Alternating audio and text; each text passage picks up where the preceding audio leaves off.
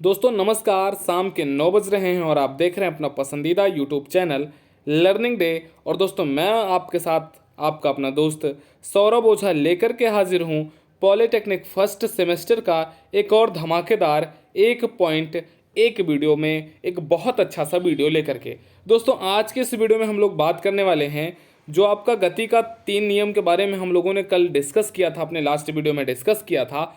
उसी के आगे की जो गति के नियम होते हैं इन पर आधारित किस प्रकार के न्यूमेरिकल आपके क्वेश्चन में आते हैं, आपके एग्जाम में आते हैं। और एक चीज़ ये ध्यान देना दोस्तों, जितने भी क्वेश्चन हम इस 9 बजे वाली सीरीज में करवा रहे हैं सभी के सभी रिपीटेड क्वेश्चन हैं और सभी के सभी मोस्ट इंपॉर्टेंट क्वेश्चन हैं। आपके एग्जाम में यहीं से क्वेश्चन बनता है। तो दोस्तों गति के जो आपके 3 नियम होते हैं उनमें से न्यूमेरिकल आपका आता है और न्यूमेरिकल लगभग 4 से 5 नंबर का होता है। शाम की 9 बजे वाली जो क्लास होती है इसमें लगभग हम 4 से 5 नंबर या 3 नंबर वाले क्वेश्चन के बारे में ही हम डिस्कस करते हैं। बाकी की चीज़ें हम शाम के 7 बजे वाली क्लास लाइव क्लास में हम डिस्कस करते हैं। तो चलिए दोस्तों आज का जो पहला क्वेश्चन आपकी स्क्रीन पर दिख रहा है ये इंपॉर्टेंट क्वेश्चन है, आप इसको हैशटैग बना सकते हैं। इस क्वेश्चन को समझने का हम प्रयास करते हैं। क्वेश्चन क्या कह रहा कि 80 किलोग्राम के एक पिंड पर जब 100 किलोग्राम बल लगाया जाता है तो पिंड 2 सेकंड में विरामावस्था से चलकर 24.5 मीटर प्रति सेकंड की गति प्राप्त कर लेता है। पिंड का संवेग परिवर्तन तथा त्वरण आपको ज्ञात करना है। क्वेश्चन कहना क्या चाहता है कि एक 80 किलोग्राम का एक पिंड है, इस पर हम फोर्स कितने का लगा रहे, 100 किलोग्राम का हम इस पर फोर्स लगा रहे। फोर्स लगाने के बाद यह पिंड 2 सेकंड के बाद अपनी जो वेलोसिटी इसकी प्रारंभिक अवस्था में था, मतलब प्रारंभ में विरामावस्था में था, मतलब बिल्कुल रुका हुआ था, u = 0 था, वो 2 सेकंड के बाद कितनी स्पीड पकड़ लेता है, इसकी स्पीड हो जाती है 24.5 मीटर प्रति सेकंड की। तब आगे क्वेश्चन आपसे पूछ क्या रहा, आपको 2 चीज़ें इसमें पूछ रहा है कि पिंड का संवेग परिवर्तन आपको बताना है और दूसरी चीज़ आपको त्वरण की वैल्यू बतानी है। तो संवेग परिवर्तन के लिए जो सूत्र लगेगा उसके लिए आप लिख सकते हो F = P/T से, और दूसरी चीज़ जो आपसे त्वरण पूछ रहा, त्वरण की वैल्यू आप निकाल सकते हो F = m/a से। इन्हीं दोनों की वैल्यू आपको बतानी है और बस आपका क्वेश्चन सॉल्व हो जाएगा। अब आप एक चीज़ यहाँ पर समझ सकते हैं कि अगर आपसे 2 वैल्यू पूछेगा तो ये क्वेश्चन मिनिमम आपसे 4 नंबर में पूछेगा, 4 नंबर से कम में इस क्वेश्चन के आने का कोई भी चांसेज बनता ही नहीं है। तो दोस्तों आ जाइए हम इस क्वेश्चन को सॉल्व करेंगे, देखेंगे, समझेंगे किस प्रकार से सॉल्व किया जा सकता है। सबसे पहले आपको क्या मिल रहा है कि आपको क्या दिया गया है, 80 किलोग्राम का एक पिंड है, मतलब यम की वैल्यू आपको 80 किलोग्राम दे दिया। दूसरी चीज कह रहा कि इस पर 100 किलोग्राम का बल लगाया जाता है। अब आपको एफ की वैल्यू 100 किलोग्राम दे दिया गया, लेकिन हमें पता है कि बल जो होता है उसका मात्रक न्यूटन होता है। यहाँ पर जो चीज़ दी गई है वो आपको किलोग्राम में दी गई है। आपको करना क्या है, इस किलोग्राम वाले फोर्स को न्यूटन में परिवर्तित करना है। कैसे करोगे, यहाँ ये भी बहुत आपके लिए इंपॉर्टेंट है। 100 किलोग्राम है, इसमें आपको 9.8 से मल्टीपल कर देना है।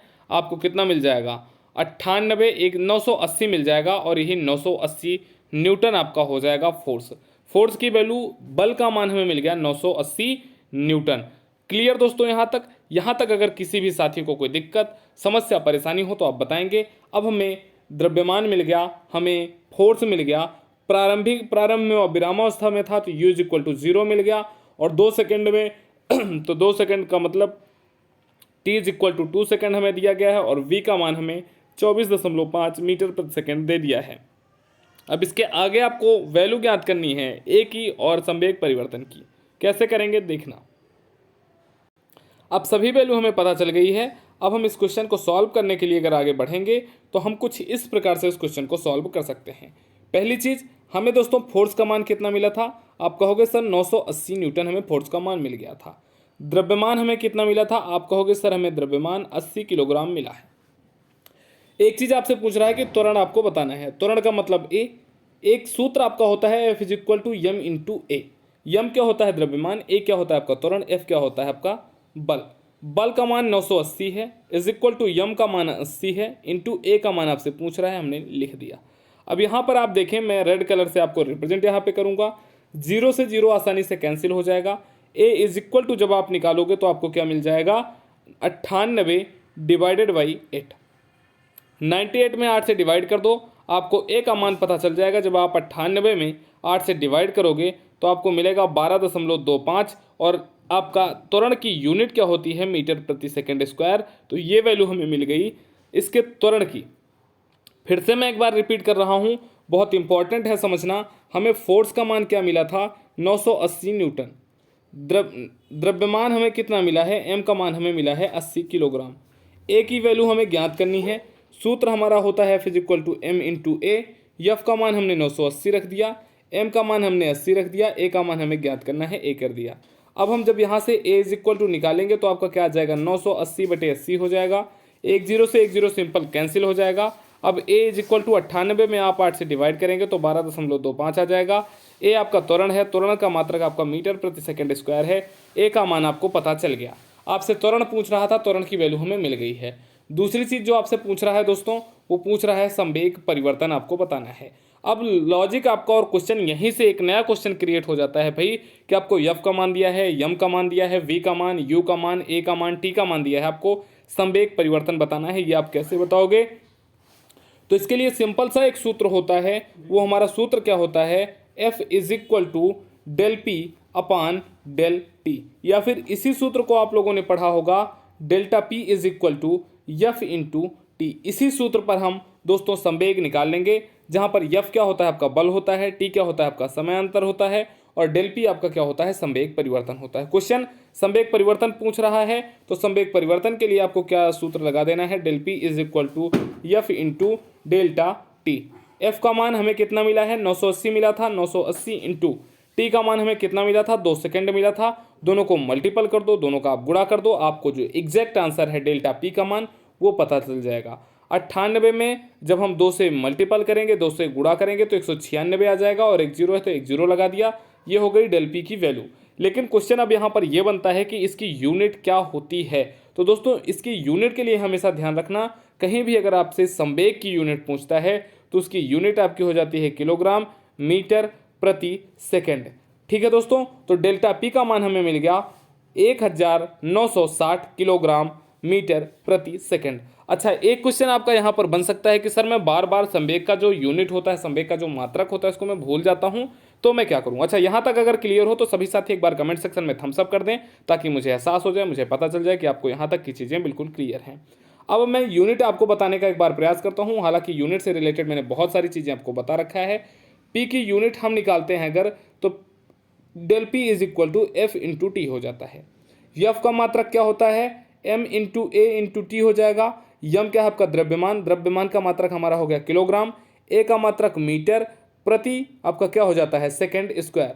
टी का मात्रक हमारा क्या हो जाता है सेकंड। अब यहाँ पर आप इस कलर से देखना, 1 सेकंड से 1 सेकंड कैंसिल, बचा क्या हमारा किलोग्राम इंटू मीटर प्रति सेकंड, और यही यूनिट हो जाती है हमारी संवेग परिवर्तन की। कुछ इस प्रकार से हमारा क्वेश्चन हो जाता है दोस्तों यहीं पर सॉल्व। अगला क्वेश्चन जो महत्वपूर्ण क्वेश्चन है, ये तीनों नियम के बारे में हमने आपको बता दिया था, इस पर रिलेटेड क्वेश्चन भी मैंने आपको लास्ट क्लास में करवा दिया था। अगला जो क्वेश्चन है, इस क्वेश्चन में कुछ चीज़ें मैं आपको करवाऊंगा और कुछ चीज़ें आपको खुद से प्रैक्टिस करनी होंगी। यह भी एक इंपॉर्टेंट क्वेश्चन है। इस क्वेश्चन में आपको 3 क्वेश्चन और मिल जाएंगे। क्वेश्चन क्या कह रहा, एक रॉकेट जो किसी उपग्रह को उसकी कक्षा में भेजने के लिए भेजा जाता है, मतलब एक रॉकेट है, उसको उपग्रह पर एक उपग्रह को उसकी कक्षा में भेजने के लिए उस रॉकेट का यूज हम करते हैं। जैसे चंद्रयान 3 को लॉन्च करने के लिए एक रॉकेट यूज किया गया था, बिल्कुल उसी प्रकार से एक उपग्रह है जिसको उसकी कक्षा में भेजना है, उसके लिए एक रॉकेट हम यूज कर रहे हैं। आगे क्वेश्चन क्या कह रहा कि 2.05 मिनट में 2.90 गुणे 10⁴ किलोमीटर प्रति घंटा का वेग प्राप्त कर लेता है। जो रॉकेट है वो 2.05 मिनट में 2.90 गुणे 10⁴ किलोमीटर प्रति घंटा का वेग प्राप्त कर लेता है। अब आपको जो चीज़ें ज्ञात करनी है उसके बारे में समझना। मतलब 2 चीज़ें आपको दिया गया है, इसमें टी का मान आपको दिया है 2.05 मिनट, यूनिट आपको ध्यान रखना है मिनट में दिया गया है। दूसरी चीज़ जो वी का मान दिया गया है वो 2.90 गुणे 10⁴ किलोमीटर प्रति घंटे में आपको दिया गया है। अब इसके बाद की चीज़ें जो क्वेश्चन आपसे पूछ रहा है दोस्तों, क्वेश्चन आप यहाँ पर देखना। सबसे पहली चीज़ जो आपसे पूछ रहा है वो पूछ रहा है क्वेश्चन वाला कि भैया यहाँ पर आपको वैल्यू बतानी है इसके किलोमीटर प्रति घंटा प्रति सेकंड में औसत वेग आपको बताना है, औसत वेग में वृद्धि बताना है। यह आपका हो गया पहला क्वेश्चन। दूसरी चीज़ जो आपसे पूछ रहा, यदि एक समान वेग से वृद्धि से चले हम तो 1 घंटे पश्चात उसका वेग क्या हो जाएगा, अगर हम प्रारंभिक वेग मतलब u को अगर हम 0 मान रहे हैं तो इस घंटे में चली गई दूरी भी आपको बतानी है। अब मैं क्वेश्चन को और सिंपल कर देता हूं। आपको अगर पूछ रहा है किलोमीटर प्रति घंटा प्रति सेकंड तो सीधे सीधे मतलब आपसे यहाँ पर त्वरण की वैल्यू पूछ रहा है, बट उसकी यूनिट आपकी होनी चाहिए किलोमीटर प्रति घंटा प्रति सेकंड। जैसे हम त्वरण की यूनिट मीटर प्रति सेकंड स्क्वायर निकाल लेते हैं, किलोमीटर प्रति घंटा स्क्वायर निकाल लेते हैं, बिल्कुल उसी प्रकार से त्वरण की वैल्यू आपको यहाँ पर बतानी है किलोमीटर प्रति घंटा प्रति सेकंड में। कैसे करेंगे इस क्वेश्चन को देखना दोस्तों। यहाँ पर आपको u का मान 0 दिया गया है, v का मान आपको 2.90 गुणे 10 की घात किलोमीटर प्रति घंटा दिया गया है और t का मान 2.05 दिया गया है। अब ये मिनट में दिया गया है और आपसे क्वेश्चन में पूछ रहा था कि आपको जो a का मान बताना है वो किलोमीटर प्रति घंटा प्रति सेकंड में बताना है, तो आपको इस मिनट को क्या कर देना है, सेकंड में कन्वर्ट कर देना है। मिनट को सेकंड में कन्वर्ट करने के लिए आपको क्या करना है, 60 से मल्टीपल कर देना है। हमने इसमें 60 से मल्टीपल कर दिया, टी का मान हमें सेकंड में मिल गया। ठीक है सर, कर दिया। अब आगे क्या करना है, गति का जो पहला नियम मैंने आपको बताया था उसमें अगर आपको ध्यान हो तो क्या होता है, v is equal to U plus आपका AT होता है। ये गति का पहला नियम होता है। v का मान हमें पता है, u का मान हमें पता है, t का मान हमें पता है। आसानी से हम तीनों चीज़ को रख के a की वैल्यू निकाल सकते हैं। गति के पहले नियम का यूज बहुत अच्छे तरीके से दोस्तों आपके लिए यहीं पर हो रहा है। कैसे होगा एक बार ध्यान से फिर से समझना। v is equal to U plus AT का हम यूज करेंगे। v की वैल्यू 2.90 गुणे 10 की घात 4 है। u का मान 0 है, हमने 0 लिख दिया। a की वैल्यू हमें ज्ञात करना है, a की वैल्यू हमने लिख दिया। और t का मान हमने सेकंड में कितना निकाला है, 2.05 गुणे 60 निकाला है। 0 को इसमें ऐड कर दिया, 0 को खत्म कर दिया। अब हमें 2.90 गुणे 10 की घात 4 इज इक्वल टू मिल गया a गुणे 2.05 गुणे 60। अब जब यहाँ से हम a की वैल्यू निकालने जाएंगे तो हो जाएगा 2.90 गुणे 10 की घात 4 और डिवाइड में आ जाएगा आपका 2.05 गुणे 60।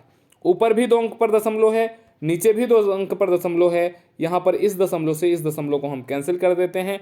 बाकी की चीज़ों को अगर हम सॉल्व कर लेंगे दोस्तों तो हमें जो a का मान मिल जाएगा वो आपको कुछ ये मिल जाएगा और यही हो जाएगा हमारा आंसर, यही हो जाएगा हमारा जो एग्जैक्ट आंसर आएगा a का। a क्या था, त्वरण था, और त्वरण का आंसर हमसे किस में पूछा था, किलोमीटर प्रति घंटा प्रति सेकंड में पूछा था और a की वैल्यू आपको मिल जाएगी 235.8 किलोमीटर प्रति घंटा प्रति सेकंड। अब दोस्तों दूसरा जो क्वेश्चन पूछ रहा है, दूसरे क्वेश्चन को आपको खुद से दूसरे और तीसरे वाले को सॉल्व कर लेना है। एक चीज़ देख लो, दूसरे वाले में a की वैल्यू वही रखी जाएगी जो पहले वाले क्वेश्चन में हम लोगों ने सॉल्व किया है, और इस वाले को भी आप आसानी से कर सकते हो। इसमें गति का जो दूसरा नियम होता है s is equal to UT plus half AT square, उसका यूज होना है। उसकी सहायता से आप इन दोनों प्रश्नों को बहुत आसान तरीके से सॉल्व कर सकते हो। तो चलिए दोस्तों, उम्मीद है आज का वीडियो आपको पसंद आया होगा।